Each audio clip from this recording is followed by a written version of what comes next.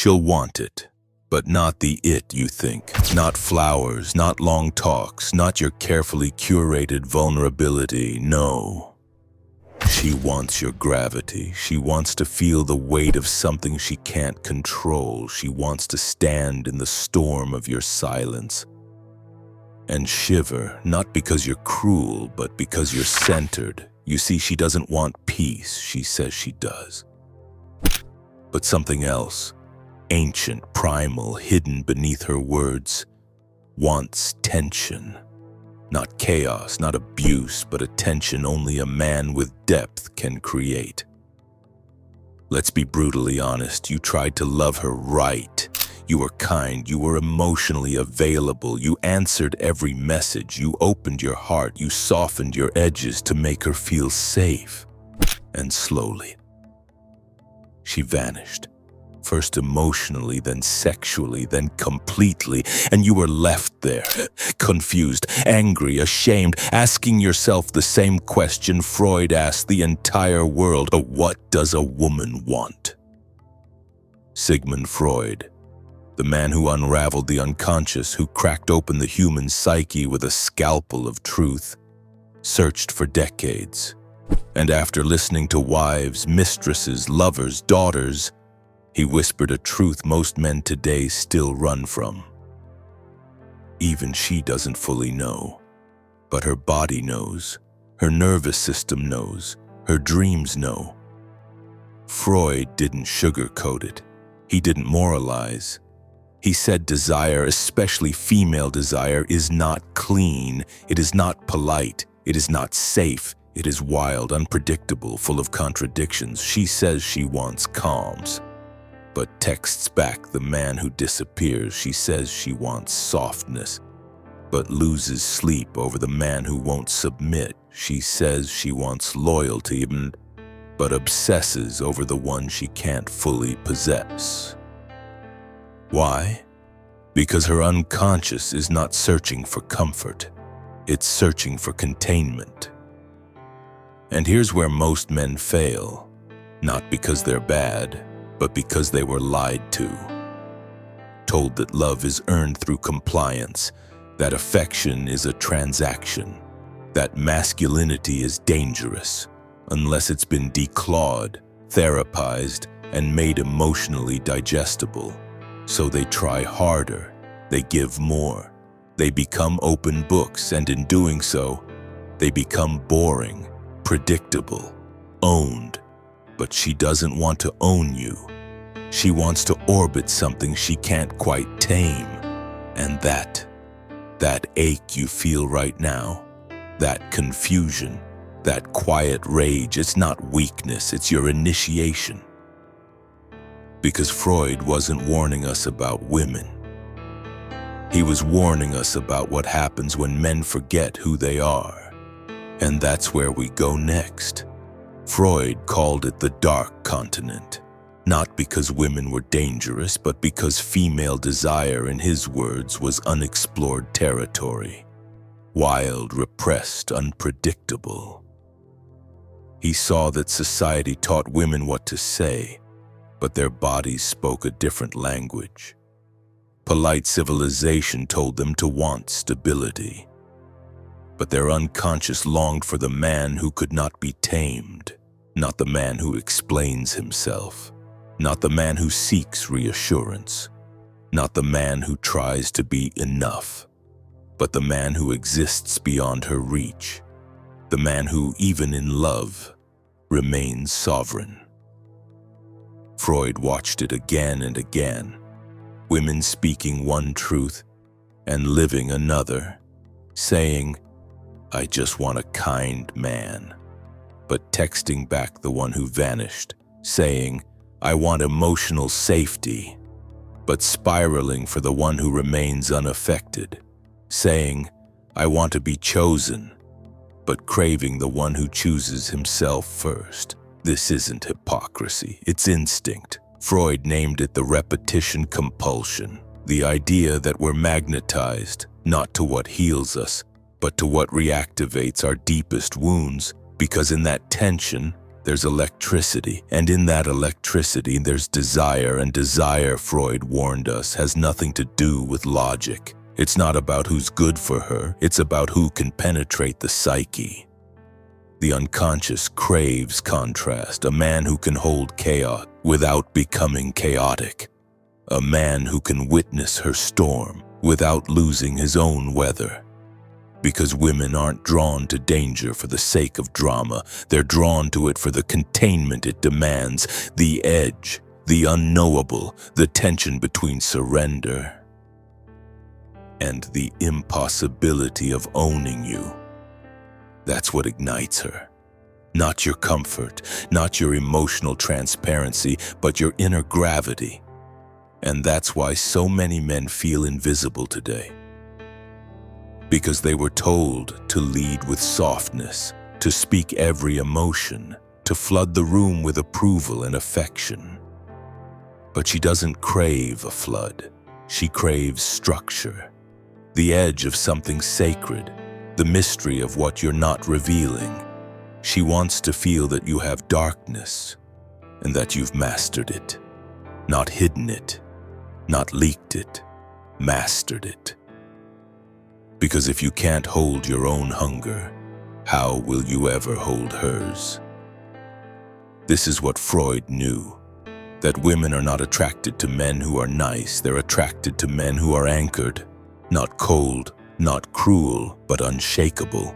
The ones who don't flinch when she tests, the ones who don't collapse when she pulls away, the ones who don't explain themselves in paragraphs. They don't punish her silence. They out-silence it, because they don't need to prove anything. They are the proof, and this is what modern man has forgotten. But you're remembering, aren't you? You're starting to feel it, that your softness was never the problem. Your self-abandonment was, and in the next block. We go into the cost of that abandonment, and what it does to men who were never taught to be dangerous in the way that truly matters. You tried to be good, you answered, you explained, you reassured, you showed her your wounds thinking that would make you lovable. You thought, if I just make her feel safe, she'll stay. But she didn't stay. She drifted, and you blamed yourself. You thought something was wrong with your heart, but Freud would say, the wound wasn't in your heart, it was in your posture. You didn't lose her because you lacked love. You lost her because you lacked containment. You lost your center, and the moment you did, the attraction died. Because here's the reality most men cannot bear to hear. The more available you became, the more emotionally invisible you became, the more you showed her that your world revolves around her, the more her body whispered, he's not it. Not because she's cruel, not because she's broken, but because her nervous system is ancient, and that nervous system is scanning every moment for one thing.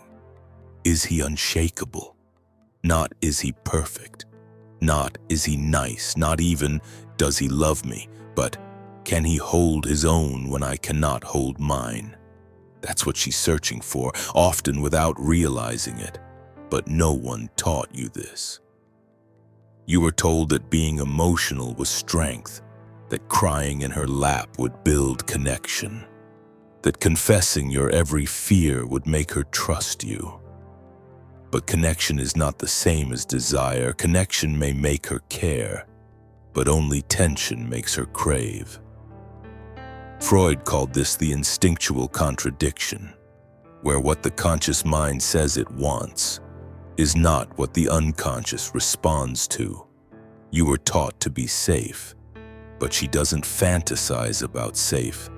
She fantasizes about strength under control. The man who sees through her chaos and doesn't flinch.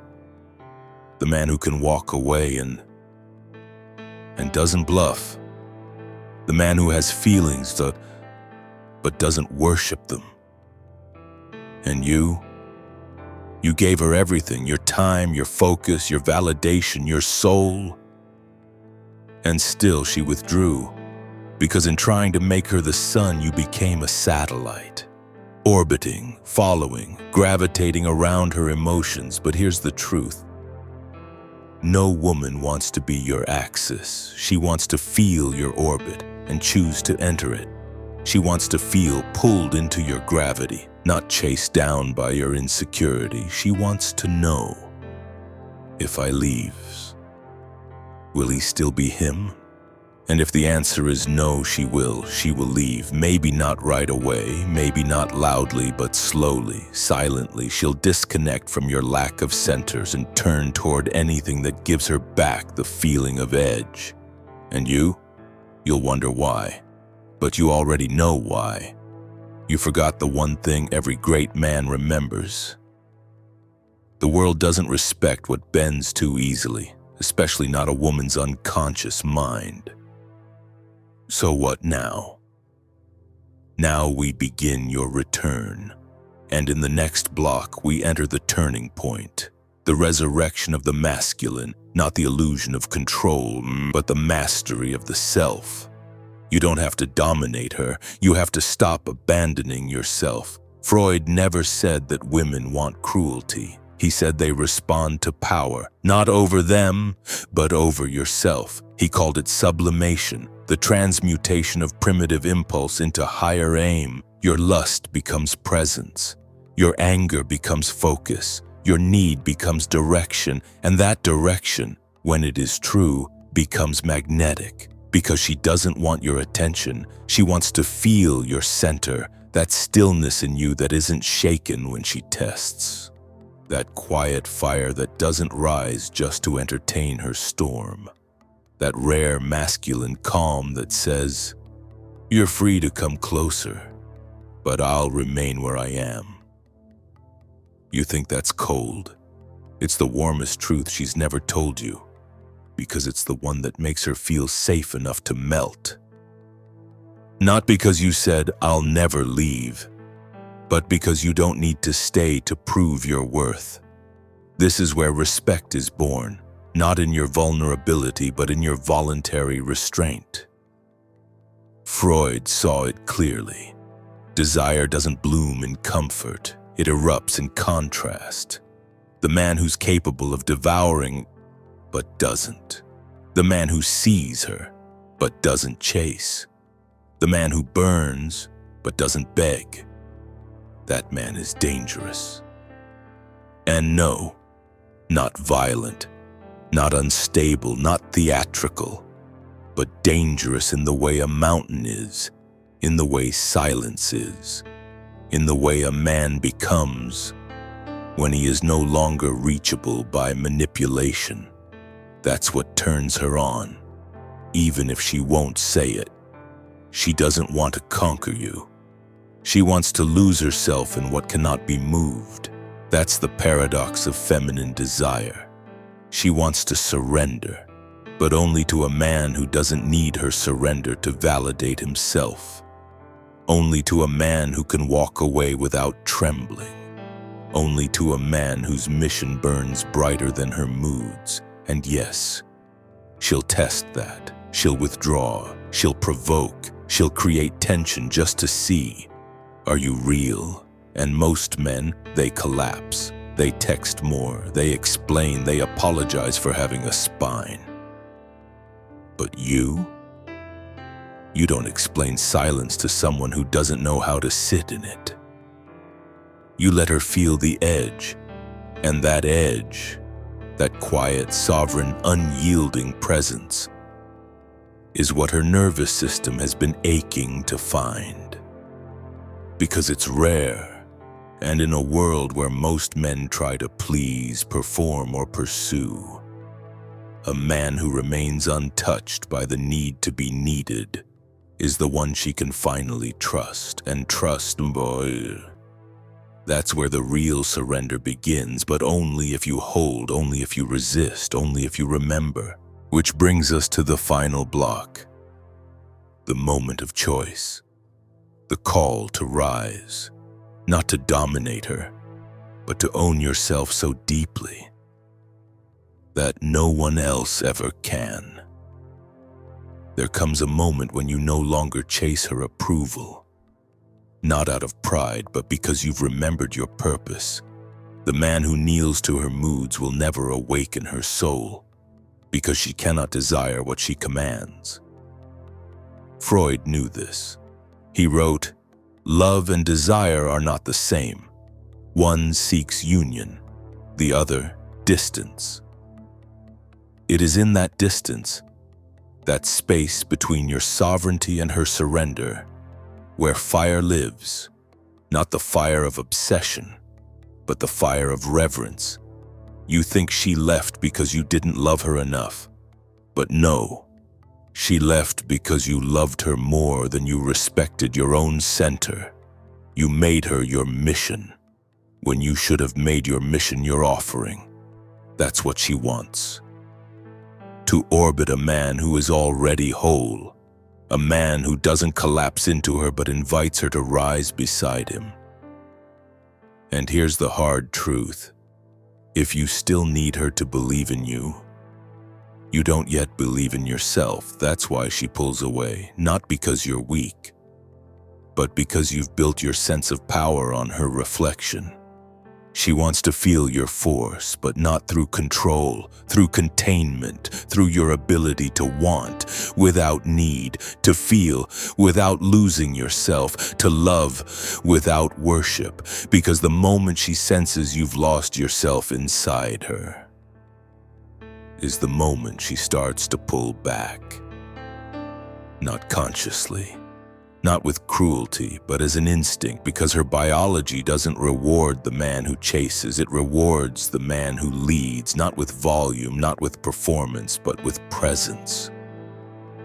The man whose soul can hold both desire and restraint in the same breath, because that man she can surrender to.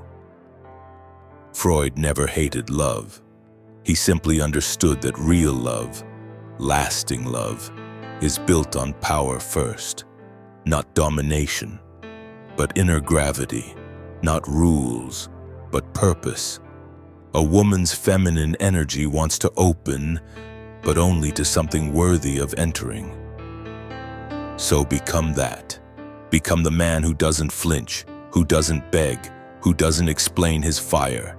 You don't have to raise your voice. You just have to raise your standard. She doesn't want the version of you that softens himself to fit her image. She wants the version of you that refuses to be anything but true. And when you stand in that truth, silent, sovereign, grounded, she'll feel it. Maybe not with her mind, but in her spine, in her breath, in her submission that isn't forced, but given, not because you demanded it, but because you finally became a man who could receive it. So now, you have a choice. You can keep bleeding out your self-worth to win affection, or you can rebuild your soul in silence. No more performing, no more chasing, no more collapsing at the first sign of disconnection. Stand, breathe, become what she's been aching to feel, but could never find. Not a nice guy, not a tyrant, but a dangerous man in the way Freud meant it.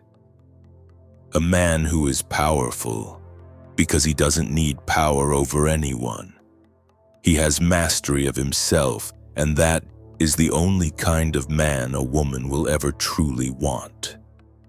Not because he's perfect, but because he's real. And when she feels that, she'll want it, she'll crave it.